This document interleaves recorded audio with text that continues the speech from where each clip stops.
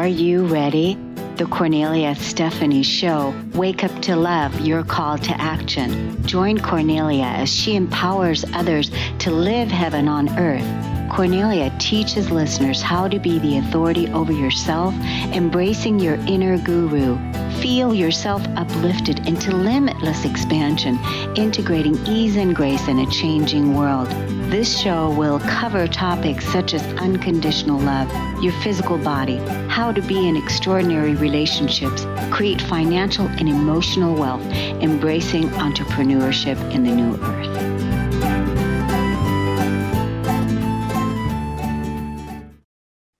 Hello, everyone. Welcome to the Kornelia Stephanie Show. It's Friday, and I hope you're doing well. We have our stories of hope. Our first guest today is Stephanie Essary. At 54, Stephanie is fulfilling a lifelong dream of becoming an author with her debut novel, The Language of Dreams, a story of resilience, courage, and healing. As a wife, mother of 5, and grandmother of 3, Stephanie spent decades putting her dreams on hold, quietly writing stories that she didn't have the confidence to share. Now she's reclaiming her voice and pursuing a goal of publishing 42 stories in 6 years. Through her journey, she's passionate about encouraging other midlife women to embark on their dreams and reclaim their power, purpose, and vision. Welcome to the show today, Stephanie Essary. Thank you so much for having me. So you've been quietly, it's amazing when we journal as a healing modality or write for our own healing. Is that what happened to you? It was. I started writing as a very young girl. I was in an abusive home. It started when I was 6 years old. And by the time that I was 12, I really started using writing as a way to kind of process what I was going through, being able to process my emotions, and also being able to create worlds and characters that I could live out a life much different than the one that I was living at the time. Wow, that's amazing. At that young age, you were already writing and healing, because you were already supporting your own growth, which set you up for what you're doing now. Right. And I don't think I recognized it as healing at the time. Now, looking back on it, I think it certainly saved me in a lot of ways. Instead of allowing myself to kind of be lost in the trauma, I was able to work through it, although I didn't know that that was what I was in fact doing. But it certainly was a way to process it. Yeah, it's amazing, how resilient, how amazing, smart children are. Yeah, it is. When you look at it that way, right? It's really amazing how smart children are, even at that age, even being in trauma, how smart they are. So I'm curious about the 6 years, 42 stories in 6 years. Yes, and I know a lot of people look at it and think that sounds crazy, especially since most authors, it'll take them 5 or 6 years to come up with one novel. And what I do have in my favor is that many of these works have been written over the 40 years. In fact, one of the first books I read, or story I created when I was 12 has made its way into my debut novel in a certain way. So I've taken all of the works that I have, and I probably have up to 100 between poetry and short stories, children's stories I wrote for my children and my grandchildren. And then I have 8 actually completed novels that are in various forms of completion, need to be edited and all of this. And the reason I came up with this is I had a health crisis. And I realized just how it puts a lot of things in perspective when you're facing just your own mortality, and you realize that time is not promised, and we don't know when we will be leaving this earth. And what I wanted to leave as a legacy for my children, I did not want them just rummaging through boxes and seeing all of these unfinished works that I have. They know they're there, but I didn't want my unfinished dreams then to become their burden. So I thought, how can I go about making a different legacy or creating a different legacy for them? And then the idea of 42 stories in 6 years came about, is because it's very symbolic. It's been 42 years since I wrote that first story. And also, I don't know if you ever heard of The Hitchhiker's Guide to the Galaxy. But there's a part in there where there's the number 42, and the number 42 is actually the answer to the ultimate question of life, the universe, and everything. But the actual question was never revealed. And I think that mirrored life, how life often works, that purpose or answers they come through discovery, not immediate clarity. And for myself, writing was always the answer. It was the answer to getting me through the trauma. It was the answer of finding confidence in myself. It was the answer to understanding the pain that I went through, and the answer to ultimately allowing myself to be loved and to give love and to heal. So writing for me has always been the answer. And so I took that number 42, recognizing I have 42, more than 42 works to be able to pull from. And the number, and being able to finish that in 6 years, is by that time I'll be 60. And I want to give myself that space to be able to really enjoy my life, to be able to spend the time with my husband and my children and my beautiful grandchildren, and to not have to worry about unrealized dreams. So it may seem a bit daunting to a lot of people, but it can come about in a lot of different ways, even if it's articles I write for magazines or releasing a book of the poetry I've written since I was a little girl. So it's definitely a big thing, but one I'm ready to undertake. Wow, that's really incredible. It's so interesting. Just this week, and I have an article that I put on my to-do list to read, and it has to do with the number 42. Really? Yeah. Wow. and because I was like, wow, I want to look more into this. And then now, you're on the show talking about the number 42. So there's something here for me to look at, which is really, really interesting. I'm a big believer in signs. So yeah, that's beautiful. And I like how the legacy that you're leaving behind for your children, that, time is, we just never know how long we're going to be here. But also you as a being have recognized that you came to, you experienced what you experienced in your childhood, and you started using your gifts as a young person and started writing. And then now you are, all your accumulated wisdom and everything that your creative expression that you've, put together in stories and, poetry, like you said, and you're going to leave this behind, for your legacy, for your ancestral lineage, right? Yeah. And that's a beauty, because, your grandchildren now, your precious grandchildren, they're going to have grandchildren one day. And they're going to be able to read your works. Exactly. That's what I hope to do. Yeah. So that's brilliant. It's brilliant, because I do legacy work as well. And so it's really amazing that you're doing that. I love that you're doing that, and that you're thinking about your family lineage and you're leaving behind your wisdom for your children and your children's children. How awesome is that?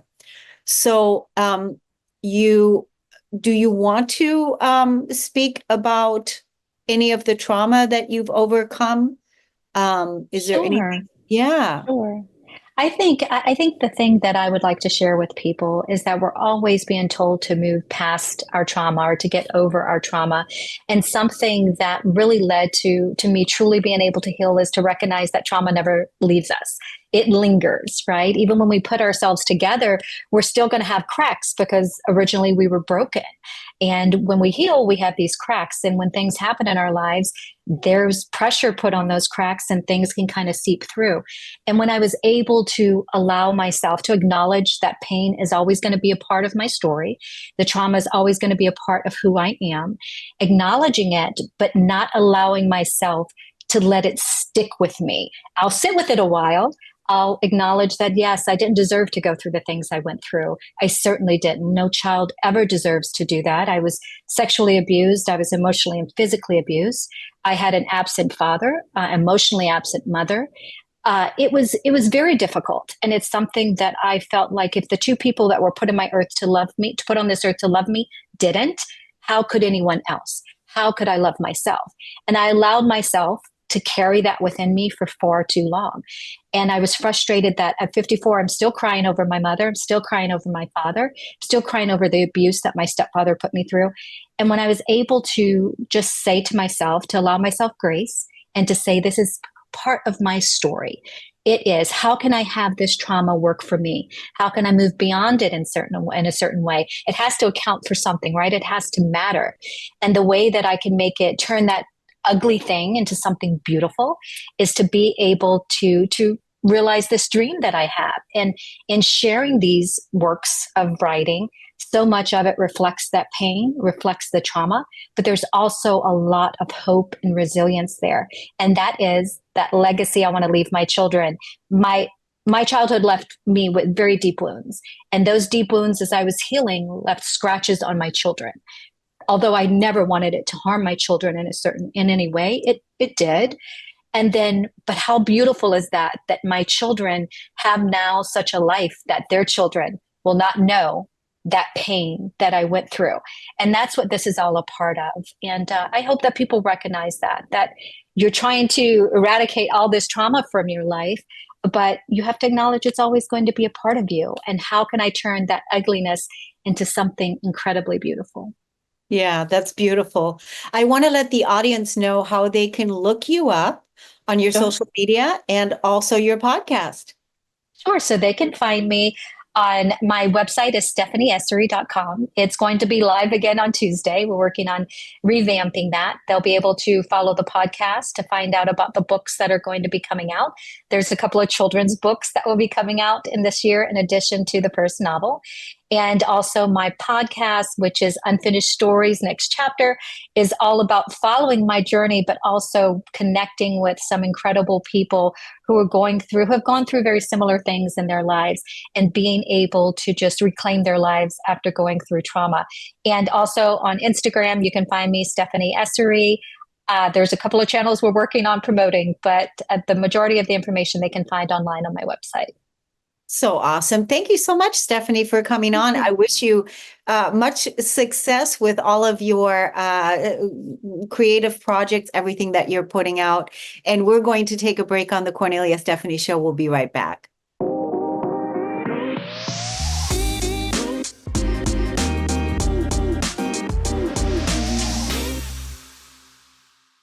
Welcome back, everyone. Thank you so much for listening and tuning into the Kornelia Stephanie Show.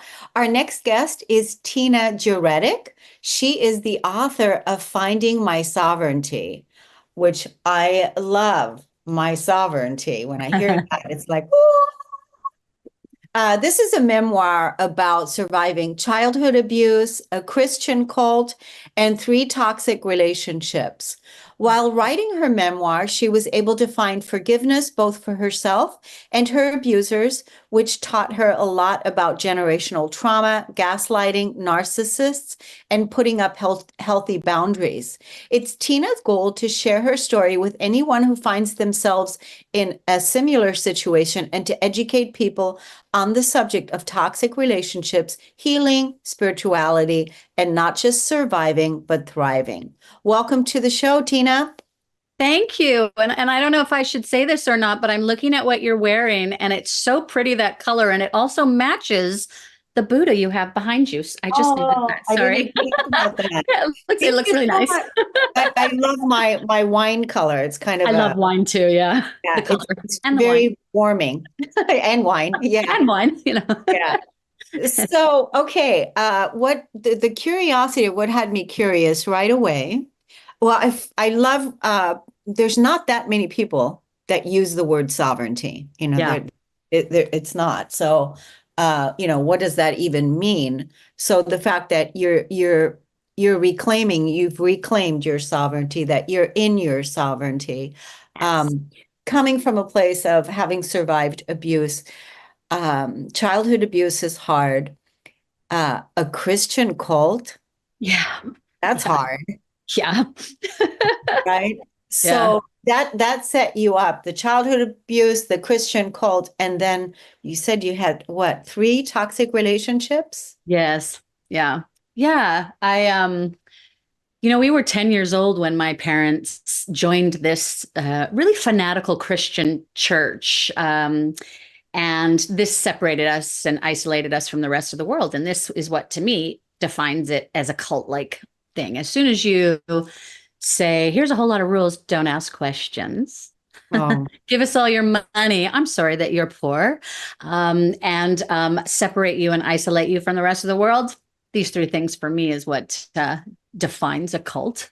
And so for me, this was a very cult-like, it changed our life. It changed our world. And then it took parents who were already narcissistic and abusive, and it just gave them the fire of God underneath them to just be 100 times more that, because of course the church was also telling them, spare the rod, spoil the child.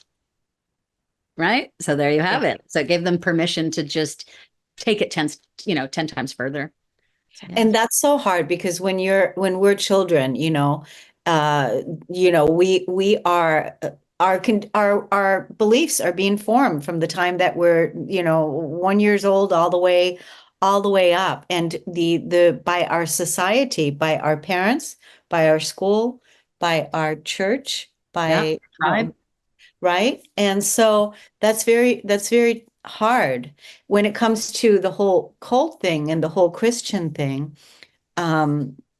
It's like, because we want to believe in something, we want to believe in God, right? Absolutely. But when you see something like that play out, then I'm sure that made you question your own beliefs in God.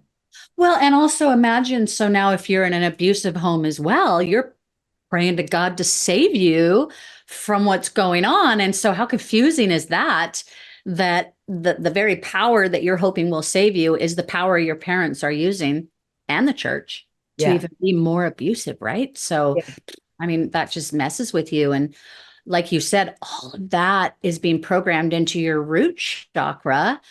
And then we carry that around with us, and the next chakra comes online, and the next one, and the next one, and it's all building on what it learned from the first one, right? So if you have this foundation that is so broken and misaligned, and this is your programming, how can it ever be healthy until you go back and work on it and do some healing around your root chakra, your childhood, right? There's a reason we have to go back to childhood to start our healing. Yeah. So were you always a writer? Did this come to you? How did you do your healing journey, overcoming the trauma and the abuse on your way to finding your sovereignty? Because I'm sure that you also discovered, when you were praying for the Savior, that the Savior was already here. Yeah.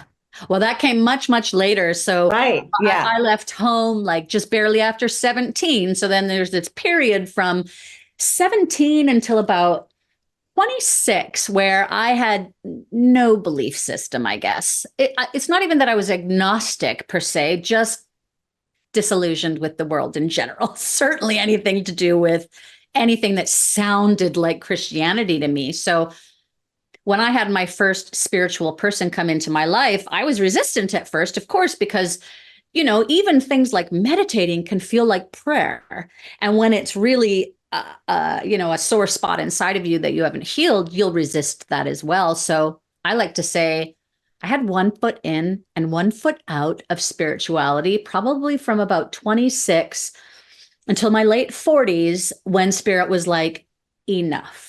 It is time for your spiritual awakening. Wow, late 40s. Late 40s. Oh, yeah. Yeah. It came much, much later. And it was a breakup with the third partner that really brought me to my knees, because I had buried childhood. So this was an added layer that I didn't even remember. I knew the things that had happened. I knew the broad strokes, but I had no details, and just like 5 or 6 of these sort of big memories. And when I broke up with my last partner, he ended up being my mother, because that's what spirit does when it really wants your attention, because you're not listening, right? And that brought me to my knees, and I started having nightmares about my childhood. It started to flood back a little bit, and that's also when I went, wait, there's a pattern here, because I didn't realize there was a pattern. And I also didn't have words for my pattern, because we didn't have these words growing up. When I realized that I was dating narcissists, I stopped asking the question, what is wrong with all of the men out there? Because that's what we do, right? What is wrong with everybody out there? And I turned it inside and went, what is wrong with me that all I seem to attract is this kind of a partner? And that is when the answers came. And when my spiritual awakening came, and it came in the form of a channeler. I sought help. I went to find help, and I just asked a girlfriend, do you know anyone? She sent me to this channeler. This channeler walked me through my childhood, walked me through my parents' childhood, which was vital when it came time to forgive them, because she really allowed me to see the generational trauma, which was really important, right? To be able to forgive, because it's hard to forgive sometimes. And she's the one who, at the end of my healing session, said, you are going to write a book about this. And I'm like, I've never written anything in my life. What are you talking about? Right? What are you talking about? And she's like, no, you're going to write this. And if you're going through it, other people are going through it. And your story will inspire people. It will help people. I don't know what it's about, but it's about your life. Like, she didn't give me a lot, right? It's about your life. Just start writing. It'll come. And you're going to heal as you write. And that is exactly what happened. Because how can you not, when you're journaling on speed, right? Because writing a memoir is journaling on speed. Your life is right there in front of you in black and white. You cannot hide from the decisions you've made, the trauma you've suffered, and then it needs to be healed. And that was the beauty that came out of it, was the healing. This is such a great conversation. I definitely would like you to come back for another show and to talk to you again, where we can just, because I really want to talk about, the betrayal piece of what you might have felt being betrayed by God, because I'm sure that betrayal wound was active. And there's a lot of things that stood out to me when you were talking that I wanted to touch on. But for now, let's tell the audience where they can find your book and where they can look you up on social media as well. Excellent. So my book is called Finding My Sovereignty. For me, that means standing in my power. So that was really important. It's for sale on Amazon. So if you go on Amazon, you can just Google Finding My Sovereignty and you'll find it there. And I have an author's website. The link is also there. So this is www.sovereignansage.com. Sovereignansage.com. So curious, did you self-publish or did you use a publisher? I self-published. Okay. Yeah. Awesome. Yeah, it's not easy to write a book and publish a book and follow that path, because when, first you're in the book writing business and then you're in the book selling business, it's like all of a sudden you find yourself there. But congratulations to your healing and what you've done to really heal yourself and now be in your sovereignty and also help and support others just by you having done that, right? Thank you. Yeah. I'm at peace, and that is everything, right? That's everything. Yeah, everything. That's so wonderful. I just want to let you know that link that Ashley gave you is the same for the replay.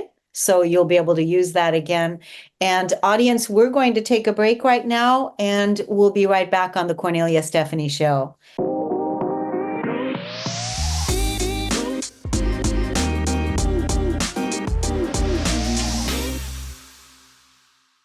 Our next guest is Amy Brown. She is back. She's been here before. She's a reading tutor, and she's the founder of Zoo Kids Reading. She designs lessons for her one-on-one students based on research. These lessons focus on phonics and comprehension rather than guessing and memorization. These lessons have helped her students become successful readers. Amy is a certified reading specialist and elementary education teacher with a deep passion for literacy. She started Zoo Kids Reading because she saw that many students were not being taught in a way that met their needs, and she wanted to make a difference in the lives of her students. Her primary works with elementary students.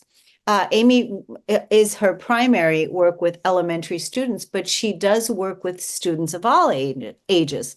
She is dedicated to making learning to read as enjoyable as possible, since it can be difficult for some students. She's excited to help as many students as possible to improve their reading ability and change the nation's literacy rate. with experience teaching students on 6 continents, including 2 war zones, Amy is excited to share her knowledge and add more students to her list of success stories. Welcome back, Amy Brown. Thank you. I'm excited to be here again. So yes, it's wonderful to see you again. So we were just talking that you got a new student yesterday, and well, he's not a new student. He's one I've been working with. he's one you. Yes, but he was so excited and his mom was so excited because he had been having to go to reading classes every day at school and now he doesn't. He can just see me to keep maintaining and keep advancing and working on some advanced reading skills. So he was really excited. That's so amazing. You know, I don't know if I asked you this before, but what is the literacy statistic? Because it's not very good. About 20% of people that reach adult age are functionally illiterate. So there are 14% that can't even fill out a job application. And the research, about 54% of people are reading at a 6th grade reading level. 54? 54% of adults read at a 6th grade reading level. And when students graduate from high school, they're at a 37% proficiency rate. So we can do better. I'm just thinking, you know, you're teaching elementary school kids, but like you said, you can help any student. So even a high school student. I do have high school and middle schoolers. I do. Right. So how does it work? I mean, give us an example of, you know, how you teach someone to read. Well, if they're beginners and we start with the letter sounds, and as they get a few letter sounds, we start with simple words. So say I teach S, A, and T first, they can read sat. And then we add a C, they can read cat and sat, or cats. So it builds, and then we work on 4-letter words, and then you go to what they call vowel teams. Most people know as vowel teams, but they aren't necessarily vowel teams. So A, I, E, and then we build up. We get to the suffixes and the prefixes. So it is constantly building. I say it's like building a tower with blocks. You don't start at the top. You have to build with the foundation and keep adding on. Some of them are able to go faster than others. Some of them don't. But the good thing about being able to make my own curriculum and teach them at wherever they are, we can go fast, or we can, if they reach a point where they need more review on a skill, we stay there for an extra lesson and then we keep going. So I don't have to follow a set curriculum like I did in school. I can do whatever they need and pick up wherever they need to be. And so it's really cool. I've been able to write my own stuff. I started a mystery series because my one student only wanted to read mysteries. She was not going to read anything else. So I have a decodable mystery series and stories and nonfiction. So yeah, that's so amazing. You know, the way that you just explained it with, you know, it depends on where a student is at, and that you might need to stay there for a while, which when you're in school, that doesn't happen. They keep moving on and the student feels left out and behind. And then, you know, all kinds of things start happening to that student, where low self-esteem and who knows whatever else. So yeah. And so how does one, how do you get paid? they pay me. They can fill out the information on the website for each class, and I get paid through that. Usually Okay. So So the parents pay me. okay, good. The parents pay you. Yeah. So did we talk about you starting a nonprofit in the future? Yes, that's still the goal. We're still working on it. You have a good memory. I'm like, yeah, because when was that you were here the first time? Like sometime last year? Like September, I think it was September. I think. Well, I still see it. I still see the nonprofit in you know, yeah. And that's what the books that I'm writing, working on publishing. They will be out. That's my goal for the year, but I'm trying to make sure that they're best, because some parents don't know where to turn. So it will give them direction, starting with phonemic awareness and phonics. And I'm working on decodables that parents can purchase if they want to teach their children themselves. so they'll be able to read the stories in a systematic way or pick up That's whatever they need.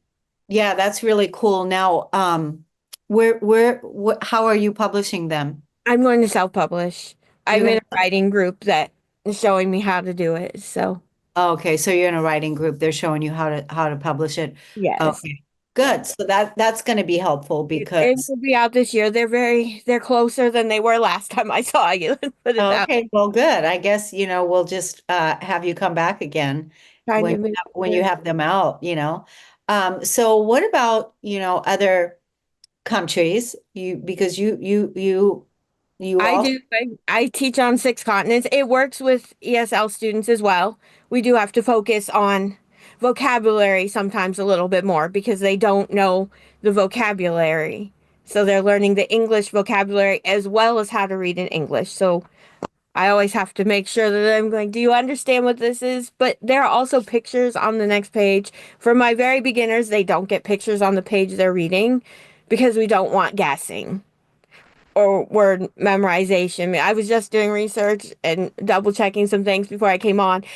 If they're sounding out things, it works with the right side of the brain. So they've done research, and people who have just memorized, it is not engaging as many parts of their brain. So we want them to start with sounds and not guess.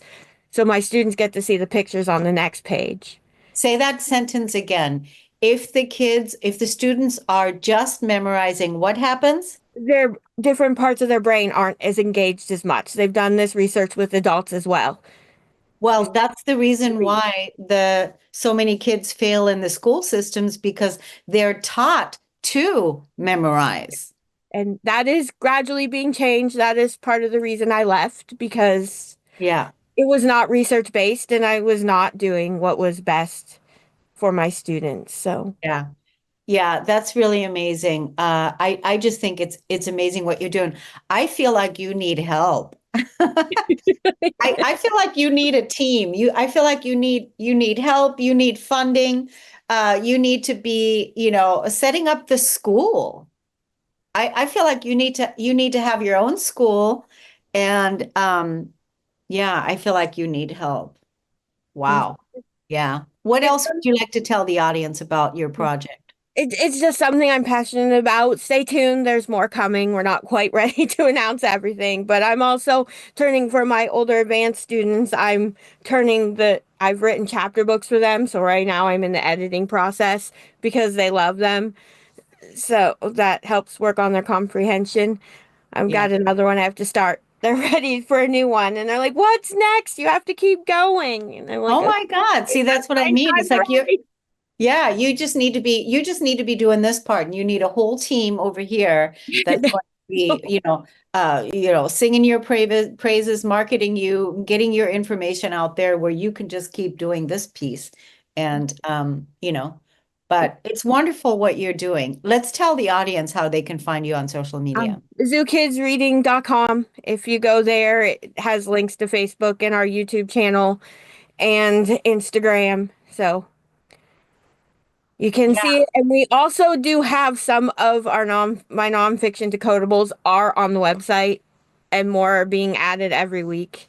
We're just Okay. formatting them. So Good. Well, Amy, I just think you're extraordinary what you're doing. You have a lot of work ahead of you. It's good that you are helping people to read. I mean, kids to read, helping them, with basic skills and that they're actually loving it. I mean, how do you hear that? You don't normally hear that. So, it's wonderful work that you're doing. yeah, I've been pretty lucky. I mean, some of my students, their parents have gone into the school and said, she's teaching like this, and the teachers have changed their entire curriculum to teach all of the other students in the class. So Wow. it's helping, and that's my goal. Everybody should be able to read. The research is suggesting if we follow this, 95% of the population will be able to read proficiently. Wow. Yeah, that's good. It's That's good, Amy. Well, thank you so much for coming on, and we're gonna have you back, and thank you. you're gonna keep us in the loop. So much I will success. let you know when the books come out. Okay, good. All right. Well, we're gonna take a break on the Cornelia Stephanie Show. We'll be right back.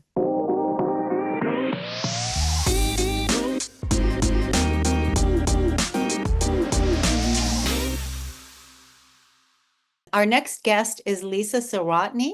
She's the founder of Positively Productive Systems and host of the Positively Living podcast.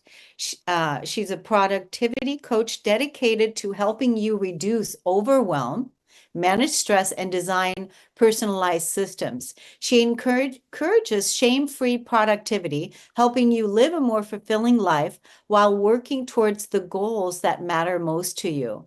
When Lisa's not coaching, she's hanging out with her husband and teens, taking road trips, watching movies, and acting like a rock star. I want to hear more about what does acting like a rock star mean. Her favorite way to recharge involves a cozy spot with a book, an iced coffee, and a cat on her lap. She has current certifications in time and stress management, life coaching, ADHD management, and positive psychology. She helps hundreds of clients do less, live more, and breathe easier. Welcome to the show, Lisa. Thank you so much, Cornelia. I'm so delighted to be here today. I want to start with what does it mean to act like a rock star? I put that phrasing in there because we literally have a family band or a variety. Our family is very musical. We are like a van shy of being the Partridge Family at this point. Oh my God, that's so fun. We all sing, we all play instruments, and currently my eldest son and my husband and I are in a cover band together. So we really do actually rock out, not just singing in the shower, but in the car, but also for, audiences. Yeah, I think that's a wonderful, fun way to design your life. Yeah. Way to live your life, living life like a rock star. So that probably balances out also when you meet people in your coaching practice that are stressed out and overwhelmed.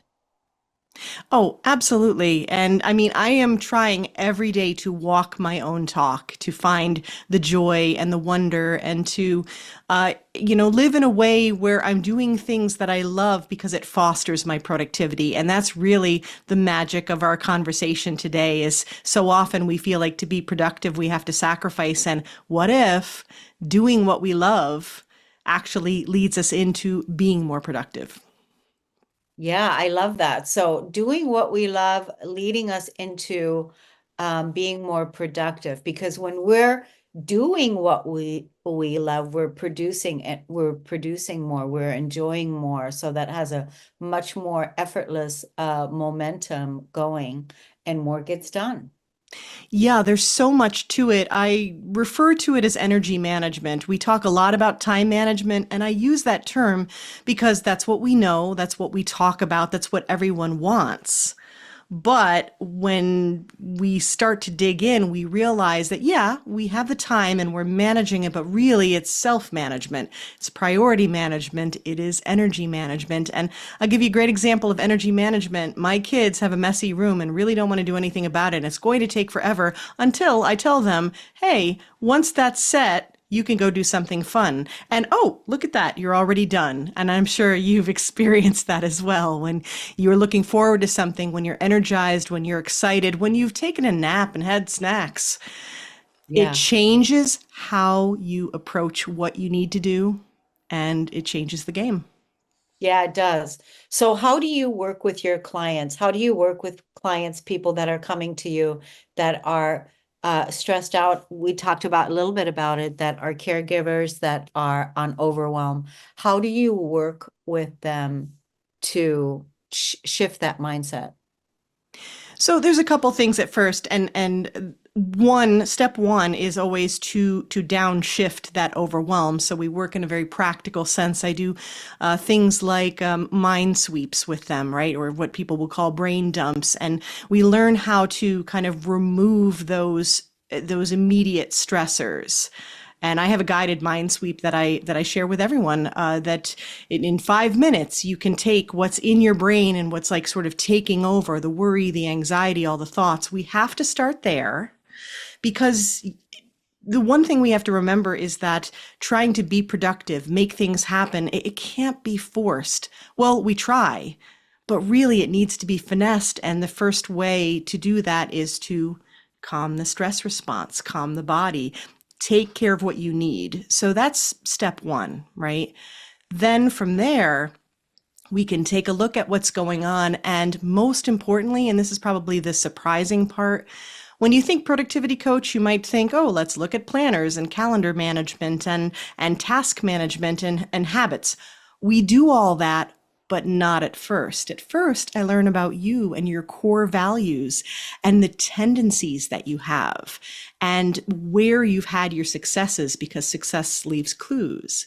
And we explore who you are as a person, what you're trying to achieve, and then we start to build the custom approaches that make the most sense for you. And so often the people that come to me have been trying to fit into this, like, it's like a round peg, square hole, or vice versa, with what people out there tell you you need to do to be productive.